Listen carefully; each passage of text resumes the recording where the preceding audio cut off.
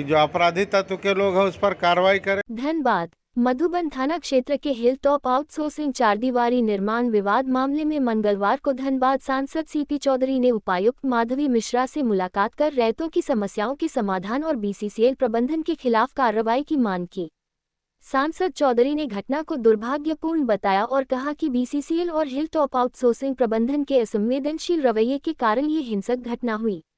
उन्होंने कहा कि जब तक रैयतों को उनका हक और उचित मुआवजा नहीं मिलेगा, आंदोलन जारी रहेगा। हिंसा को लेकर दर्ज प्राथमिकी पर उन्होंने निष्पक्ष जांच की मांग की और कहा कि जनता उनके साथ है। सांसद ने बीसीसीएल प्रबंधन पर लापरवाही का आरोप लगाते हुए कंपनी को ब्लैकलिस्ट करने की भी मांग की।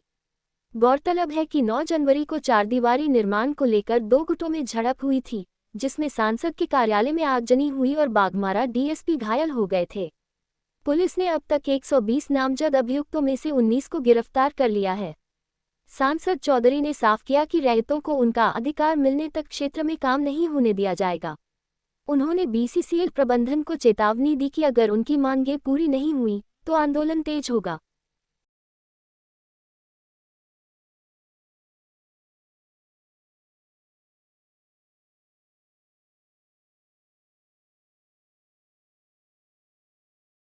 महोदय से मिले, क्योंकि समय हमने लिया।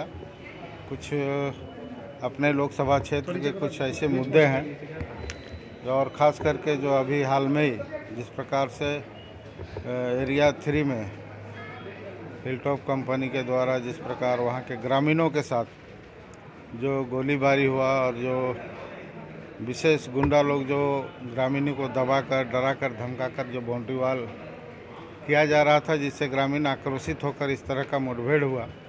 नतीजा हुआ कि हमारे कार्यालय को भी आग लगाया गया, प्लस पुलिस प्रशासन को भी, डीएसपी को भी गंभीर चोटें आई। उस विषय पर भी मैंने शाम को एसपी से बात किया और आज उपायुक्त महोदय से भी बात कर रहा हूँ कि जो ये घटना घटा है ये साजिश के तहत हुआ है और बिना एनओसी का, बिना टेंडर का, बिना लोगों का मुआवजा दिए इस तरह का बायजबरन काम करना, जिसका परिणाम हुआ है। आगे इस तरह की पुनरावृत्ति नहीं हो। और मैंने 7 तारीख को ही जीएम से वार्ता किया था कि आप ग्रामीणों को विश्वास में लेकर उनके पूरा हक अधिकार का ख्याल करके जो प्रक्रिया है वो पूरा करके ही काम शुरुआत करें। उसके बावजूद भी दूसरे दिन काम शुरू किया गया। ऐसा नहीं लगता कि हिलटॉप कंपनी का ओनर और साथ में जो है जीएम जैसे जीएम तो पूरा दोषी है, चूँकि उनका क्षेत्र है और उस प्रोजेक्ट का जीएम है, तो पूरी जवाबदेही जीएम पर है। और हिलटॉप पर तो हम लोग कार्रवाई करेंगे ही। अभी लोकसभा में भी मैंने प्रश्न अपने ओर से वहाँ पर रखूँगा कि हिलटॉप के द्वारा इस तरह से असामाजिक तत्वों का जो इस्तेमाल किया है और ग्रामीणों को बिना विश्वास में लिए जिस प्रकार से काम हुआ, हमको नहीं लगा तो अंग्रेज से भी बुरा कानून अभी दिख रहा है। लेकिन हमारे रहते लोगों को, विस्थापितों को उसका पूरा हक का ख्याल रखा जाएगा और इस तरह की घटना ना हो, ये प्रशासन को भी मैंने अपनी ओर से बात रखा है कि यह इस तरह का घटना दोबारा ना हो।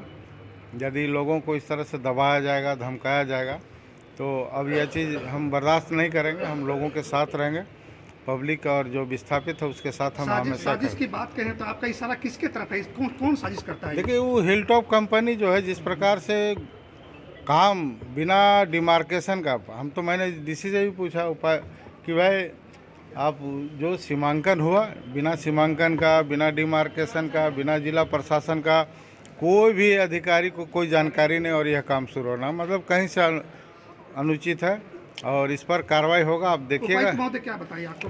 निश्चित है, जो मैंने डिमांड किया लिखित रूप से जो मांगा है, जो सारी प्रक्रिया है, जो टेंडर प्रक्रिया होने के बाद जो आप फॉरेस्ट क्लियरेंस आज तक नहीं हो पाया, इन्वायरमेंट क्लियरेंस आज तक नहीं हो पाया, विस्थापितों को कहाँ विस्थापित करेंगे यह भी तय नहीं हो पाया।